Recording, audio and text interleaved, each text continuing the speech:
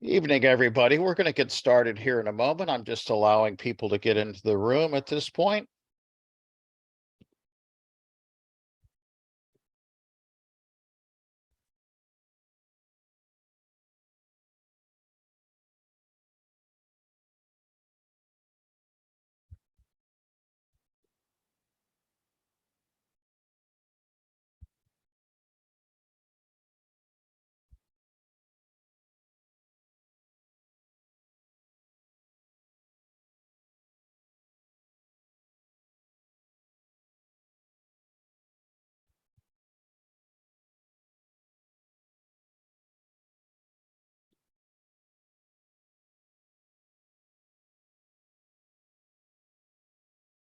All right. Good evening, everybody. Thank you so much for joining us for our very first One Health seminar of the spring semester.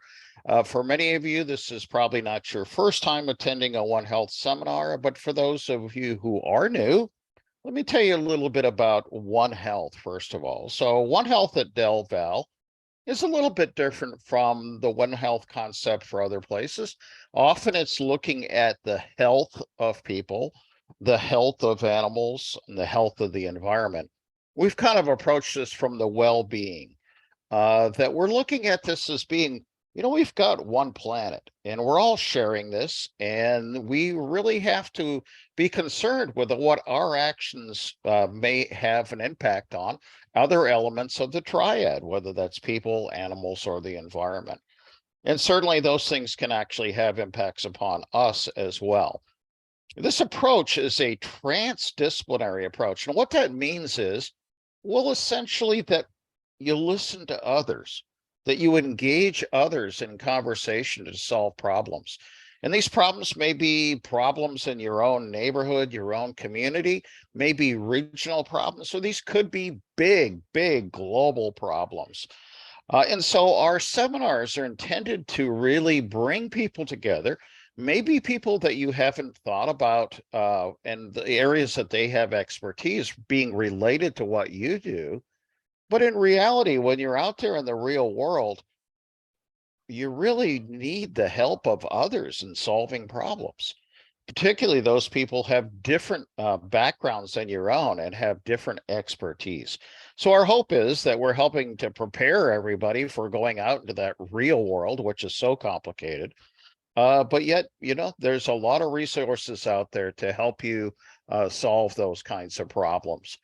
And no matter what your major is at Del Val, you should be thinking about One Health. You're part of this world too. And so we actually, if I can get this to move ahead, there we go. We approach this from three different points of view. One is education. And so within classes, hopefully all of you have heard about One Health in either your Del Val Experience 2 classes, or you've heard it in other courses. I certainly talk about One Health all the time. The very basis of wildlife management is the One Health concept, recognizing that we can't manage wildlife if we don't take into consideration the interactions with the environment and with people. Another component of this is research. So if you're trying to identify or to work on a particular problem, it's extremely useful to engage other people who have different backgrounds. And then finally, outreach. And the One Health seminars are a major component of this. And so we have these 6 seminars each semester, 12 a year. We've been doing this since 2015. Seems longer. And we're extremely lucky that in the course of doing these, we've had local partners coming along with us. And Shannon is with us from the Heritage Conservancy this evening to talk to you about what the Heritage Conservancy does, maybe some opportunities that may be available there. And then she's going to be introducing our incredible guest this evening, Sandra Goldmark, who is the author of Fixation, How to Have Stuff Without Breaking the Planet. A perfect talk for us to start off this semester's One Health. Shannon, I'll leave it to you. Great. Thank you, Reg and Del Val, again for inviting us to be a co-sponsor for the One Health this evening. I'm Shannon Friedeboss-Siller, the Community Engagement Programs Manager with Heritage Conservancy. And we're a local nonprofit that serves Bucks County and the surrounding areas. We work to protect land, historic places, and to connect people with those important areas. And since 1958, we've helped to preserve over 16,000 acres of the open space, farmland, wildlife habitat, and important watershed areas throughout our region. So as a land trust, we work to protect a lot of natural resources, the land, the water, in turn, the air that we're breathing.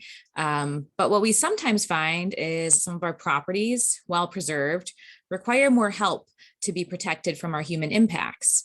There are probably many more impacts that we don't directly observe or measure yet, but noticeably, as you can see in these pictures, we find a lot of people's stuff at our properties, whether they're intentionally or accidentally discarded there or washed up during flooding events, especially during different, we'll see more flooding events now with the climate change impacts. And they end up at our preserves, at many of the other green spaces. They end up on our roadways, just in a variety of areas where we, of course, don't want them. And they have the impacts on our health, the environment's health, and our water quality.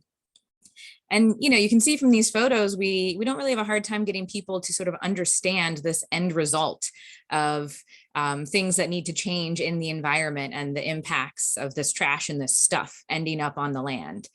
However, it seems that we kind of struggle with exploring how to stop the problem earlier in the process, which I think is a lot of what Sandra's book kind of helps us to start to explore and unpack too, that this whole system of stuff that we have is kind of broken in a few areas, and we can't just explore this end result because that's not really helping us long term.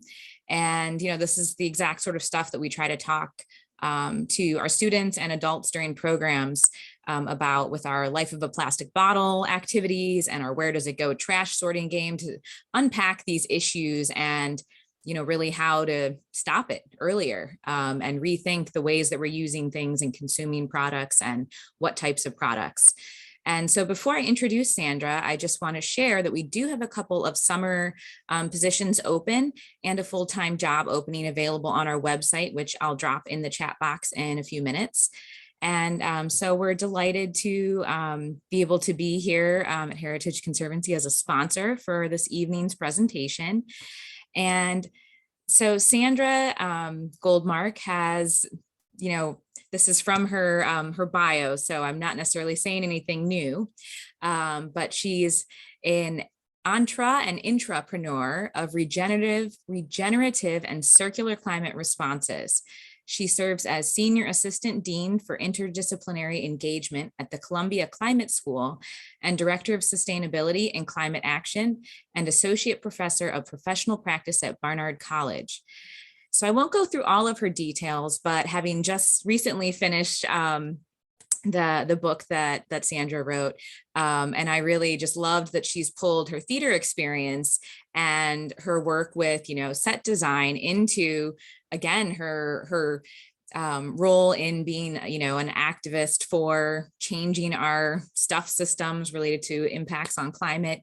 And it's just a great example of One Health all around, that each one of us has our role to play, and she's certainly brought some of her unique skills to this this important initiative. So with that, I will pass it to Sandra. Thank you so much, Shannon and Reg. This is really a treat. Let me share screen. Get all my little tabs organized. Shannon, you can see the slides, yes? Okay. So again, thank you to Delvel, to Heritage Conservancy for bringing me here. Thank you to all of you for being here. This is very exciting. As Shannon mentioned, I originally was a theatrical set designer. I still teach design at Barnard College, where I also run the sustainability program. And I recently joined the new Columbia Climate School, which is just like there's a school of law and a school of medicine. We now have the first school of climate in the country at Columbia University. So it's a super exciting place to be and place to work. But I'm really mostly excited to be here, specifically to be invited by the One Health Working Group, because as you'll hear shortly, coincidentally, I happen to have been learning about this concept of One Health recently. And I was really curious if there was a connection, if there is a way to make a thread from my work in the theater, my work with stuff, with consumption, and this concept of One Health. What is the connection? And similarly, being introduced by the leader of an amazing heritage conservancy organization, a land trust, thinking, again, I'm a person who has spent my life, a lot of it backstage in the theater, in the dark, working with objects. What's the connection? I'm pretty cut off from the land there, I must say. How do we connect the dots and find those threads? Are they there? You yourself might be wondering, what on earth is the connection between theatrical set design and climate change? How does someone who works on props and costumes and scenery be here talking about One Health and land trusts? And I hope that you're wondering, looking at this first slide, what on earth is the connection between this spatula and any of this stuff? Well, I hope we probably won't answer all of those questions, but I hope that we will open up a great conversation about some of them. So, as Shannon said, and as you may know, I worked for much of my career with stuff. I started my career as a professional set and costume designer, which means that I created worlds on stage with stuff, with space, with walls, with doors, with chairs, with objects, with garments, with little tiny houses, as you can see in this photo. I built stuff, I painted stuff, I chose it, I bought it, I schlepped it, and I discarded a lot of it. After filling many, many dumpsters with scenery at the end of the show, I started becoming a little bit horrified. I, cared about the environment, theoretically, at least. There I was at home rinsing my yogurt cups and bringing my little canvas bag to the supermarket. But at work in the theater, I was filling dumpster after dumpster with thousands and thousands of pounds of scenery, show after show, season after season, year after year. And in addition, at home, I could see the offstage version of that linear wasteful cycle, and I was living that too. I remember I was home on maternity leave with my second child, and if any of you have had kids or little siblings, when there's a new baby in the house, the stuff just comes in. And I remember my toaster broke, my vacuum, my lamp, a backpack, and it was almost impossible to get any of those items fixed in my neighborhood. And I thought, this is crazy. I knew there was an alternative because in theater, despite our wasteful tendencies, we could fix things and reuse them, but it kind of felt impossible. It felt like at home, at work, I was living, actively contributing to what was a broken system in a home full of broken objects. It felt pretty much like this. I thought about quitting. I seriously thought for a while I should just quit my job in the theater, or I thought maybe I would start, become a director or a playwright instead of a designer so that I could maybe write plays about recycling. Luckily, I gave that idea up pretty quickly. I realized that not only should or would nobody go see a play about recycling, that wasn't what I wanted to do. I loved working with objects. I loved thinking about the material world around us. I just didn't like the system that I was living in. So very logically, I wrote a letter to Walmart. I said, "Dear Walmart, I think that you should open a repair shop in the corner of every Walmart. I think people will come. They'll be happy to have their stuff fixed. I know because I work in theater that stuff can be fixed, that even though, we're throwing away lots of scenery, we also have a habit in theater, an ability to fix things. We've got carpenters, electricians, costumers. We know how to use our hands, and we know how to get an object on stage if we need it." So I remember I showed my letter to Walmart to my husband, and he was so kind. He said, this is great, but do you think that anybody is going to read your letter at Walmart, much less change the entire business model of a global behemoth? And he suggested, before sending our letter, that we gather some data. So long story short, we began opening short-term repair shops in our neighborhood. We staffed them with our colleagues from the theater, and we fixed all kinds of broken objects. You'll hear more about some of the specific objects. Through all of this, I became almost this accidental expert on the circular economy. More on that later as well. And I wrote a book. It's called Fixation: How to Have Stuff Without Breaking the Planet. And it is a book about the circular economy, written in very accessible layman terms. But it also became a book about how our everyday stuff, the objects that surround us in our homes, in our offices, in our cities and town, connect to our identities, connect us to each other, and in fact, connect us back out to the big, beautiful natural world that we live in. So today I'm going to tell you a little bit about that journey, opening these repair shops. What is the circular economy? How might we get there? But I'm also hoping today to open a conversation about those connections between working with objects and the stories we tell on stage and off, the circular economy and how we might build towards that story, and yes, the concept of One Health and the concepts of how all of this fits into that big, beautiful natural world. So back to One Health for a moment.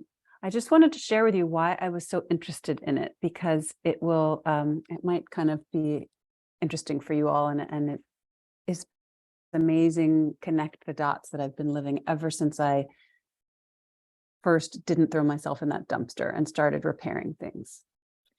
So as I said, in recent years, I joined the Columbia Climate School.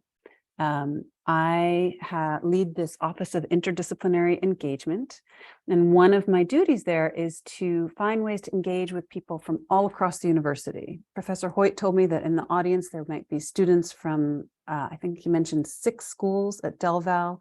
I'm so excited about that because I really believe that there is a space at the climate table for everybody, whether you work in theater or heritage or journalism or whatever your field. And in fact, I recently started at the climate school working with dentists. Some dentists reach out to my office, and they were interested in finding those connections between dentistry and climate. Now, to an outside eye, it might seem kind of like a stretch. Dentists on the climate front lines, what is the connection here? Well, if I could find the connection from the dark indoors and totally artificial work in the theater to the climate crisis and the beautiful world outside, I was totally game to find it with the dentists. And in fact, one of the main concepts that my colleagues in the dental school brought to my office was this concept of One Health. Professor Hoyt already talked about how your school is working on One Health. I thought it was fascinating.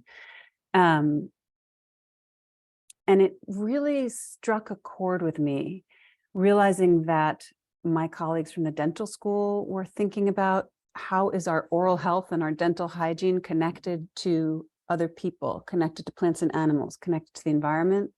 How I wound up thinking, how are stuff and objects and scenery connected to other people in society, connected to plants and animals, connected to the big world out there. So it's been an amazing journey for me, from just starting to fix broken objects to being able to zoom out and think about this incredibly big scale. So from maybe just a broken object, dare I say a broken spatula, out to the big wide world. And I wanted to walk through that journey with you and hopefully point out some of those connections that I've begun to see, and see how they might resonate with you. So back to here. As I said, around 2010 or 2011, I had reached kind of a breaking point, this slow motion revulsion with business as usual, with the amount of scenery I was putting in the dumpster. And I began in many ways a slow transition to what I didn't yet know was the circular economy. I began really leaning into reuse in the theater. I began changing the way I shopped at home. I began the repair shops, which you'll hear again in a little more detail just very soon. I didn't have a sense in the beginning of where I was heading or how it might add up to a bigger scale of people and planet and animals, though after a lot of repairs, I did begin to see those connections. So after that first letter to Walmart, which I put on the shelf and opened my first little repair shop in my neighborhood in Inwood, we kept going. The response was so strong in our neighborhood from what we thought was just going to be this one-off experiment that we wound up operating over a dozen short-term repair shops. This is from 2013 to 2019 in 3 boroughs in New York City. We would bring together backstage theater artists. Each shop would run for about 2 to 4 weeks, and we invited people to bring all kinds of broken stuff. We fixed over 2,500 objects, and people brought us everything. We fixed lamps, chairs, toys, jewelry, appliances, stuffed lobsters, maybe just one stuffed lobster, a light up Rudolph Christmas tree, Christmas decoration, a polyester therapy tunnel, which I did not know at the time what it was. And even having fixed it, I'm still not sure I totally know what it was. More things than I could ever have imagined. Of those 2,500 items, we had a repair success rate of about 85%. The 15% of that were repair fails largely fell into the category of small appliances and electronics. And of those fails, almost 70% of them were due to parts made of plastic or parts being unavailable, or the object being designed in such a way that we couldn't open it or simply couldn't fix it. Speaking of items that we learned we couldn't fix, we learned very quickly not to take in iPhones, iPads, digital phones of any kind, printers, Nespresso coffee makers that were shut tight with proprietary screws and other diabolical items, really truly designed for the dump and for quick replacement. It was a real lesson in planned obsolescence and the way our society and our businesses have leaned into and exacerbated this linear wasteful model. We learned to listen to our customers. We learned, in addition to the objects telling us a story, we listened to the stories that our customers were telling and heard that they were also not happy with the system of stuff. Yes, they shopped on Amazon and they, like all of us, would fall prey to the lure of rock bottom prices and buying disposable stuff clickbait. But we also learned that people had a really strong attachment to the things they already owned. This was not just, sentimental items. Like I remember my neighbor Annette brought us her mother's wedding album. This is also black plastic window fans, scissors, aging toasters. People liked what they already had, and they were willing to pay a surprising amount to keep it. We wanted to dig into this because innocent, like green warriors that we were, we thought that maybe people were coming to our shop to reduce waste or to save the planet. But we did a little survey and we learned that actually people consistently ticked on our survey that they came to our shop because very simply they liked the object they had and they wanted to keep it. This was really interesting to me. If they weren't in it to reduce waste, if it was very simply this strong attachment to literally black plastic window fans, grimy toasters, why? Why was it that people would come into our shop with one thing like a lamp and look around and see all the other stuff that we were fixing and say, hold on, I'll be right back, and go home and bring a bag full of broken items to our shop? Why were they keeping these broken items in their apartment? Were they, hopeful that a band of itinerant theater artists would open a repair shop down the street and had kept the things in their closet for 5 years just in case? It made no sense. What it showed me, though, was that we've built an economic system that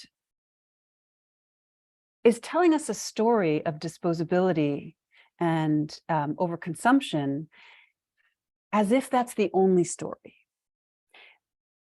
We're told, well, we live in a throwaway society and we don't want to repair and we don't want to keep anything anymore.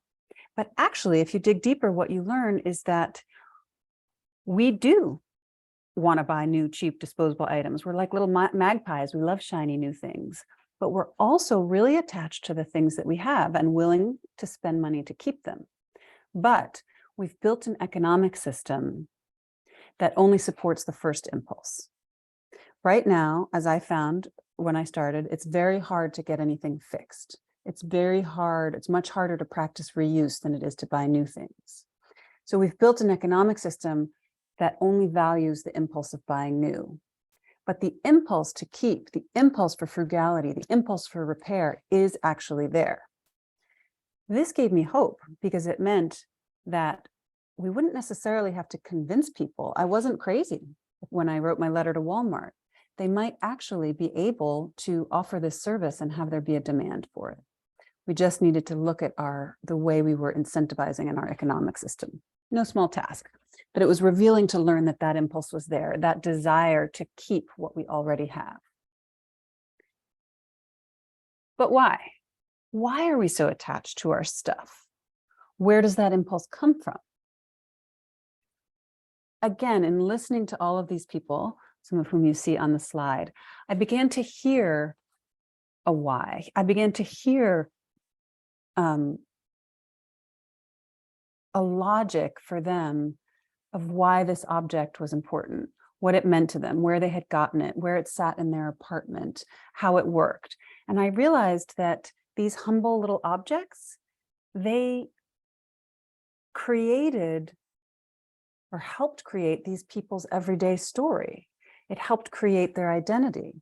You wake up in the morning, you use your coffee maker, you put on your backpack, you put on your clothes. All of those little objects added up to a story of who each person was and how they moved in the world. And this clicked for me because, of course, that is what I had been doing for decades in the theater. I had been building worlds, telling stories with objects, just like my customers did at home.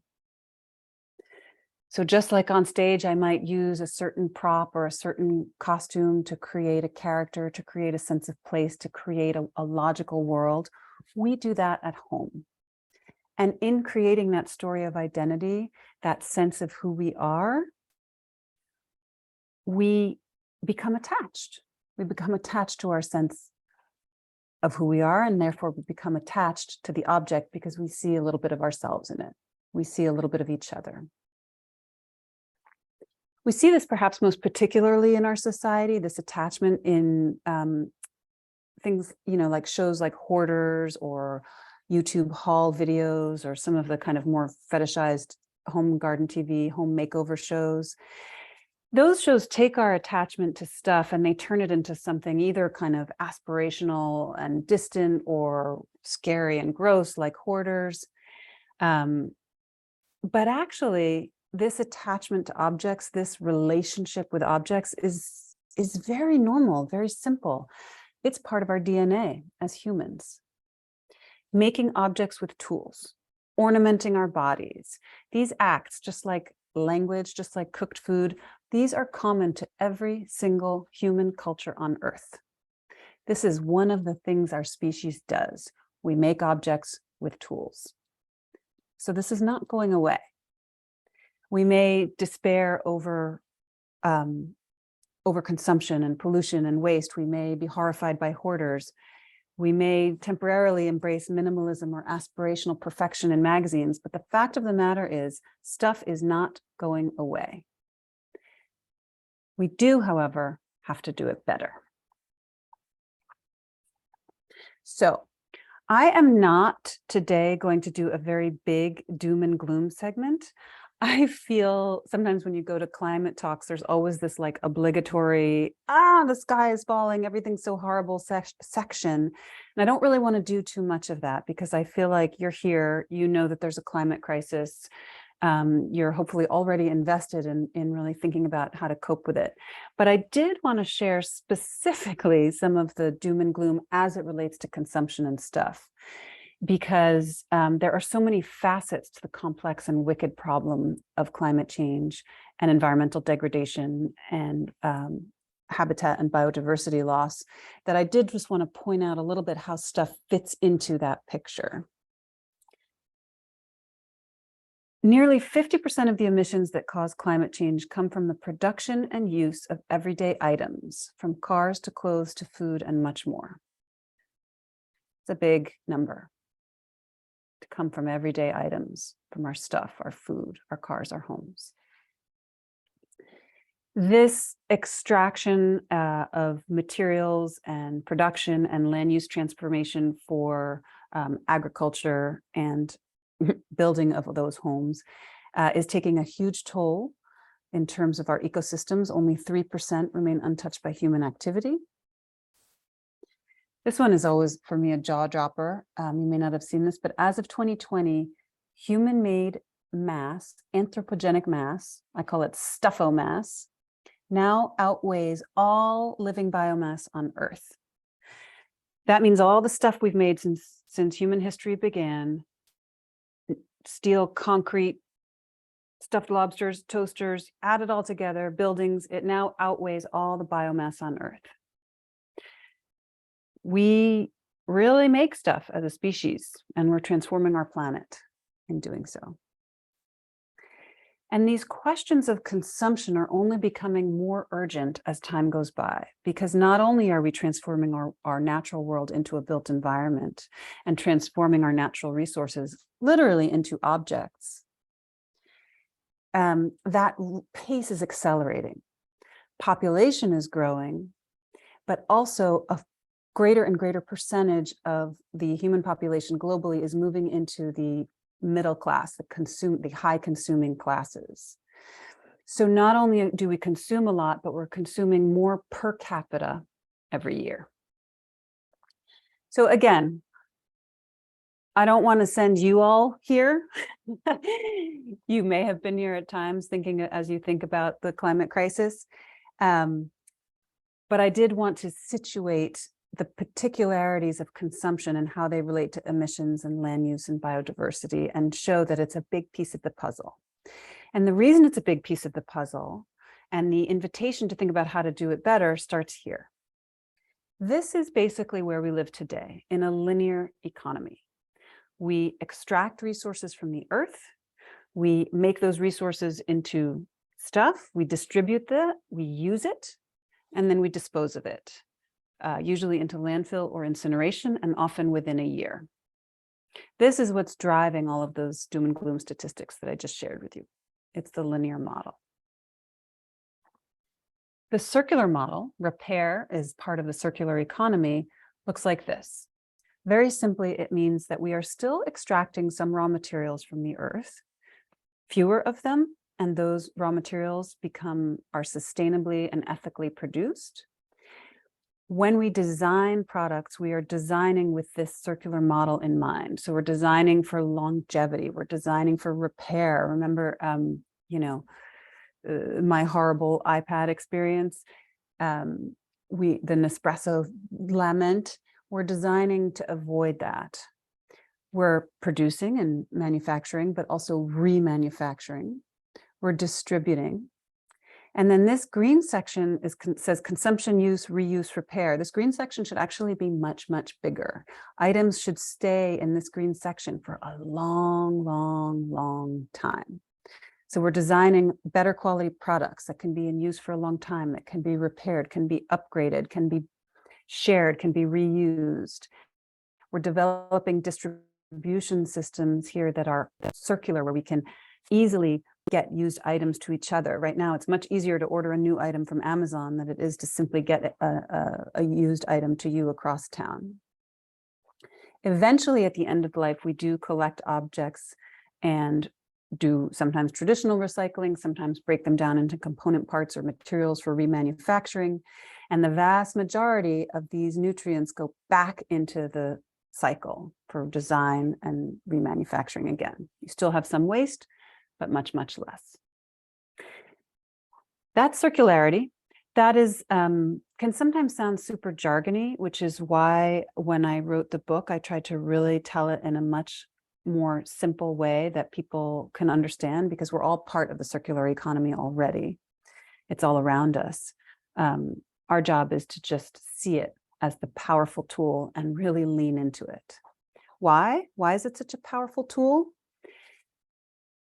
We're currently globally about 8.6% circular. That means that over 90% of the resources that we extract from the earth go to landfill or incineration, again, often within a year. It's kind of a horrible statistic, only 8.6, but it's also a huge opportunity, because if we can just double that number in the next 10 years, the World Resources Institute estimates that we can reduce global greenhouse gas emissions by 39%.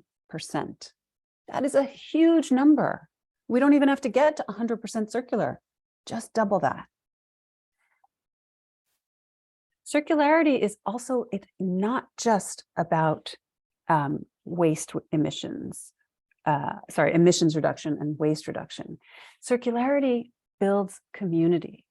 Circularity builds local jobs. Again, I bumbled into this in my repair shops by hiring a bunch of backstage unemployed theater artists to fix things, and by hook or by crook getting it to where we could pay ourselves and each other $20 an hour. There is again, point to One Health. There's the win-win-win.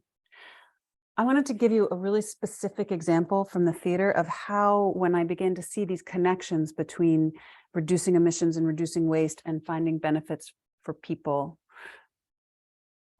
and, of course, planet. So back to the theater for a second. As I said, around 2011, I started really leaning into reuse in the theater, and in the department at Barnard, we started setting targets, trying to just buy fewer new materials and build our scenery out of reclaimed materials. Over time, we shifted from about 50% used up to 68% used materials. We stopped renting dumpsters. And here's the exciting part.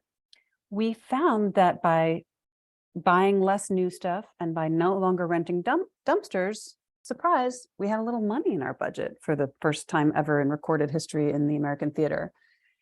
We could take that money that we weren't spending on dumpsters and new materials and put it in our labor line. We raised design fees, we raised prop artisan compensation, and those reallocations of the budget accounted for 60% of that increase. After that, the administration was like, this is great, and they helped us get to the rest of the way. But what this showed for me so concretely and so viscerally, working in an industry where people are chronically underpaid, was how the benefits expand and spill out. I had started trying to reduce waste, trying to get my butt out of that dumpster, trying to stop filling dumpsters with scenery. Then I learned that, not buying all that and not making all that new stuff really reduced emissions, as we saw in the previous slide. Great.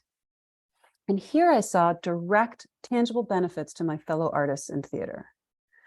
It was a really exciting moment and a really, for me at least, powerful illustration of the connections between these simple objects we were putting on stage, the choices we made about them, and how those choices rippled out in so many different ways. I want to just point out that circularity is nothing new. Again, sometimes, it sounds a little think tanky or jargony, circular economy, this, that, and the other. It's not new. Circularity is repair, it's swapping, it's reusing, it's smart design, it's frugality. It has been practiced for millennia. It's still practiced all around us. It is when there's a clothing uniform swap at your local school. It's the dry cleaner who does alterations.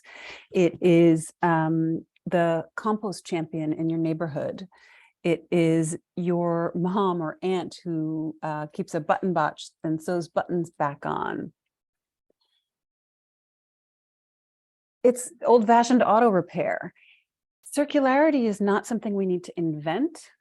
It's something we need to invest in and really use for the powerful tool that it is. One of the ways that we can see it's so powerful is because circularity is how nature functions. Waste equals food. For every process, every waste stream becomes food for another process. An animal dies, its body gets absorbed into another nutrient cycle. This is how natural systems work, and it is not currently how our economy works, but parts of our economy work this way. We don't have to invent it from scratch. We have to see it. We have to name it and then let it grow from there. So how do we get there? How do we make the change to move from that linear system to a circular one, to shift from a place of chucking things in the trash to repairing them? For me personally, as I shared, getting to circularity required really stopping, really seeing the practices I was engaged in on stage, and starting to change some patterns. For me, starting really small, changing the way I designed, changing the way I shopped at home. And in some ways, it started by just stopping and actually seeing the objects around me, the things I was putting on stage, the things that were in my home, just looking at them, literally. Because while having stuff may be very common to all human cultures and all of human history, in our current Western system and pattern, we are at the same time attached to our stuff, drowning in clutter, and yet very disconnected from it. We may build our identities with objects. We may tell a story of who we are with our everyday props, sets, and costumes, but at the same time, we don't really know the full story of the objects that surround us. We rarely make them anymore. We don't really know who made it, where it came from, how to make it ourselves, how to fix it, where it goes when we're done. We have tons and tons of stuff. The average American home is estimated to have 300,000 items in it. But our connection to those 300,000 items is fragmented and uneven and very patchy. Sometimes I wonder if that lack of connection is part of how we got to a place where we have 300,000 objects around us and are drowning in clutter. How we got to a place where we buy phones that are stuffed with rare metals, and yet we toss them in the dump at the end and don't even bother to take them apart for parts. It's like we only really see our stuff for a very short, narrow period of time between when we buy it and when we toss it. We see how it fits into our lives and our day and our identity, but we don't see right now the rest of the journey from the raw materials into the human hands that made that object, into our lives, and then back to the earth. Each object has a little story, has a journey, and we only see such a small slice of it. And maybe that disconnection is part of the problem. Because in some ways, when I began opening these repair shops, all I was really doing was stopping and looking at a whole lot of objects and helping my customers see their objects as well in a new light. Because repair, you stop, you look at the object, you inspect it, you figure out what's wrong, you open it up, you look for the parts, you clean the gunk out of it. We stopped, we slowed down, we really saw the object in front of us. And in slowing down time for that tiny moment, maybe we just open up a crack, a little gleam of light, an opportunity to see that object and see the potential for a better way. I was heartened in this crazy notion when I read recently a book called Braiding Sweetgrass by Robin Wall Kimmerer, who is a botanist and indigenous leader and storyteller and a mother. And she goes out in this book and these essays and she sees natural objects, I guess you'd call it, lichen, pecans, grasses, and she tells stories that come from each of those humble denizens of the natural world. And she stops and she really sees them and sheds a light on them in a way that, for me, a person who has spent her whole life in the dark, in the theater, pretty far away from the natural world, is really beautiful. And in really seeing those objects, Kimmerer opens up the possibility that those objects have their own story, those creatures have their own story, and that we have a reciprocal relationship with them. She writes in this passage that I really love about trying to train her X-ray vision, her ability to see the natural world on the man-made objects in her home. And she writes, what would it be like to live with that heightened sensitivity to the lives given for ours? To consider the tree in the Kleenex, the algae in the toothpaste, the oaks in the floor, the grapes in the wine. To follow back the thread of life in everything and pay it respect. Once you start, it's hard to stop and you begin to feel yourself awash in gifts. But I notice that my eyes and thoughts pass quickly over the plastic on my desk. I hardly give the computer a second glance. It is so far removed from the natural world. I wonder if that's a place where the disconnection began. Again, that disconnection, the loss of respect, when we could no longer easily see the life within the object. Well, perhaps it is difficult to see the life in objects. Certainly for Kimmerer, she has an easier time with pecans, with grasses, with lichen. But maybe one of my superpowers is the ability to really see and see the life and see the stories in objects. Maybe that's what my time in the theater gave me.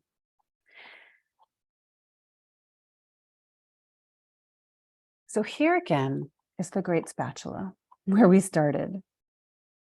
This is just a spatula. It's my real spatula from home. It's a humble object that serves me almost every single day and my family, helps make our breakfast. It broke a while ago, and my husband, Michael, you see those two rivets, he like reformed those rivets so that the head was back on the handle.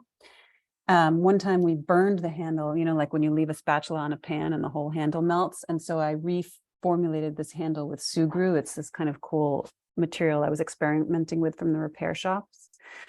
And this little tiny humble object has become a part of our lives.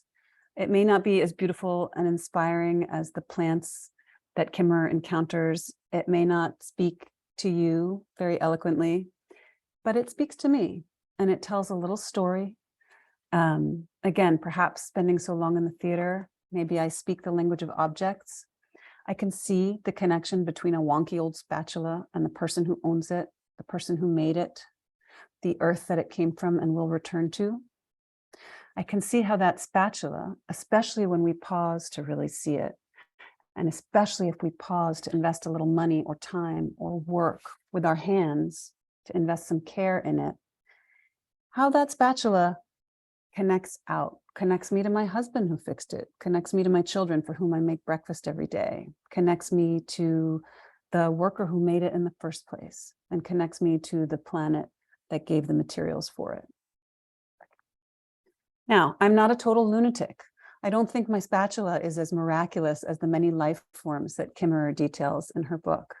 When my spatula finally breaks for good, I will probably just throw it away in the trash. But I can nonetheless give it a little space, a little moment of transformation, a little chance to be not just an object, but to become the subject. And in that tiny crack, that little moment of pause, I can see the gleam of a better and easier way. I can see the connection between that spatula and the potential for a circular economy where maybe instead of throwing it away, we could build a system where it could be broken down into its component parts and made into a new spatula or something else, just like something would be in nature. And maybe when we pause to see those connections, we can also see that wherever we work, in the forest and the meadows like Kimmerer, or the theater and the classroom like me, or the dental clinic like my colleagues at Columbia Climate School, we are connected, and our well-being and happiness, our stories, are built of and with all the things that surround us: the rocks, the leaves, each other, and even the humble spatulas. So if we care for them all just a little bit more, we might all benefit. So yes, I am proposing today that we extend the notion of One Health, the notion that we're all connected in a reciprocal relationship of care, and that our stories are intertwined with plants, animals, with the planet's great systems, and yes, even with our spatulas. Thank you. Thank you so much, Sandra. That was so powerful. We do have some questions here, and let me get started with those. So we have a question from Tess. How do we balance the move away from throwaway culture and the present reality that many of our current possessions contain harmful chemicals like PFAS, which also has no safe disposal option? Yes. Remember the circular economy circle? There was a first step, purple, I think it was, and it says design. We can't use materials like PFAS. We can't use certain toxic substances. They need to just not be part of the design process because they cannot ever effectively be part of a circular economy. And frankly, they shouldn't even be part of a linear economy. So there is going to have to be some objects that are in circulation right now that are going to have to kind of be phased out and, put in landfill, that aren't going to make it into the circular economy. And it will be a slow transition as we design new items in a way where they can be kept in circulation for a long time. So Ben asked, do you feel that marketing campaigns for better quality products will incentivize companies to support the circular model, or is the inexpensive cost of production too great a dissuading factor that outweighs the benefits of gaining business from environmentally conscious customers? There's a lot in this question. Thank you, Ben. I think that one of the really important points that's embedded in this question is, well, there's two really. How do we shift companies, right, who are, for the most part today, all hell-bent on making more products at a lower price and selling as many as they can, and that often means a low quality product. How do we get them to make a higher quality product, i.e. spend more to make that product? I have a number of thoughts about this. I think there is some kind of cultural shift that can happen through marketing, through, just the movements that are happening now to people becoming more environmentally conscious. I really think, though, that the linchpin, one of the keys to this whole equation, has to do with international labor standards and wages. I don't think that voluntarily companies are really going to start paying people fairly to make things, but I think that's what has to happen in order for the price of new goods to go up, which means that there will be an incentive for local repair, for reuse, and which means that we could begin to shift and normalize the idea that, yeah, when you're buying something new, you're going to spend more on it. And you're going to spend more with that confidence that you don't have to do it as often because you're buying used and you're repairing. And the object that you buy is going to be repairable. And for that to happen, then in terms of the companies, there is some exciting stuff happening where many companies, many startups, and even some big players are beginning to lean into these alternative business models. In 2013, when I wrote my letter to Walmart, people literally laughed at me because they said, Walmart is never going to change their business model. They're never going to try to, make money from repair again. That's so 1930s or 1830s. But lo and behold, here we are, it's 2023. IKEA, which wrote the book on disposable furniture, has committed to being fully circular by 2030. Target has committed to full circularity for their product lines by 2040. And even Walmart has a lot of language about regenerative practices in their sustainability plan. So what that means is these companies are beginning to see the writing on the wall and see that in order to truly be sustainable, they are going to need to develop revenue streams from reuse, from repair, and therefore they're going to have to design the product differently and better to begin with. So I see some hope there. But I think one big thing to get us there has to be international fair labor standards. Great. Our next question is from Claire, and this actually kind of relates to something I was thinking about too, so I may add on a little bit at the end of this. Claire asks, how do we combat the planned obsolescence of objects by the companies that make them, especially clothes and electronics? I constantly consign for my kids because they only wear each item for a few months before they outgrow it, and I can trade up. But for adult clothing, it seems like everything wears down in months.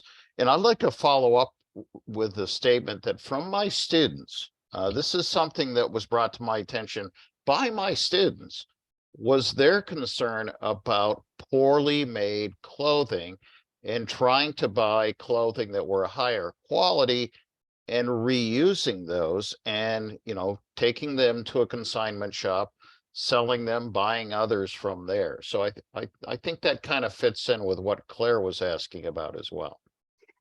Yeah, it's like we're still in the middle of this very linear, wasteful system where so many of the products that are in circulation are low quality that it's a little bit like, how do we shift to that future model where products are better designed and don't fall apart? The way I approach it for myself and in my work in the theater is it's kind of like this hierarchy of shopping. Like, I very rarely buy new goods, but if I do, I try to find a company that I really believe that they're well designed, that they're repairable, that they're ethically produced. And I buy as much as I can used. And that way, if I buy something that's lower quality or that breaks down, I've spent less on it. I still try to find those brands, those kind of good brands when I'm buying used, but I am a little more, a little more leeway when you're shopping used. And I try to just turn down the volume on my new goods diet and turn up the volume on my used goods diet, because us as individual consumers, there's not that much else that we can do. We can change the way we shop, we can advocate, we can, push for the right policies, we can make our choices known as much as we can. So it's a little bit, we got to do the best we can while we are, all of us, transitioning to the better, healthier system. Knowing that there's a lot of crappy products still out there, and we're going to continue to encounter them as we hopefully transition to a better system. I'd like to follow that up with a question of mine, rather than necessarily going straight to the questions again that are already up here. But for many of you're talking about 2 to 3 billion people being added to kind of the middle class economy. And many of these people are currently in more circular kind of economies right now. Yes. Is there anything we can do to try to keep them more in a circular economy? In many cases, the developing world is way ahead of Western societies and how they deal with environmental issues and environmental crises. Totally. And that's why there's that slide that says circularity is all around us. It's nothing new. I'm trying to tell that story to give credit where credit is due and not be like, well, the Western world has come up with a really great answer. It's called circularity, and now you all should do it. No, just the opposite, to say we see circularity where you are and we need to copy you. Americans need to emulate communities all right amongst us right now and all over the globe that are practicing circularity, and laud people to the skies. We're actually doing an event here at Barnard this spring where we're doing that. We're trying to name what we're calling circularity champions right in New York City. People who are engaging in these practices and don't get necessarily credit for it, may not have ever heard the term circular economy, don't care, but are kind of living it and practicing it every day. And I think I'm really glad you raised that, because I think we need to acknowledge the work that is done by traditional communities all over the world. And it actually relates to the next question there's a question about policy. And there's amazing policy work happening around right to repair, around circularity, in the EU especially. but I also think we can build in some very simple local municipal level policies, again, that support and amplifies the circular practices that already exist. So for example, when I was running my repair shops, we had to pay sales tax. If we hadn't had to pay sales tax, we would have made a lot more money. I mean, we barely made any, but we would have made a big difference for us. So what if New York City today, gave a tax break to every cobbler that's struggling to pay rent in New York City, every shoe repair place, every electronics repair place. There are local, small-scale municipal ways that we can see the circularity that already exists and support those people in building those local jobs. Great. I'm afraid that we are at 7 o'clock. Shannon, would you like to have any closing remarks? Oh, I don't know. Sandra already covered so many great things and really, pun intended, I guess, brought it full circle with all those conversations of really the ways that we can work together and look at those ways to reuse the items that we have or fix them. And again, for us as an organization protecting land, we're seeing that aftermath, even if it's been appropriately discarded, or there's struggles to discard certain items like those electronics. And so really just not having that end result or too many resources drawn from the land is critical. And so that's just a big piece that we have to keep thinking about. And just excellent tips and thoughts that you provided there, Sandra. Thank you. Thank you. Thank you both for having me. And thank you to the really, really smart questions from the audience.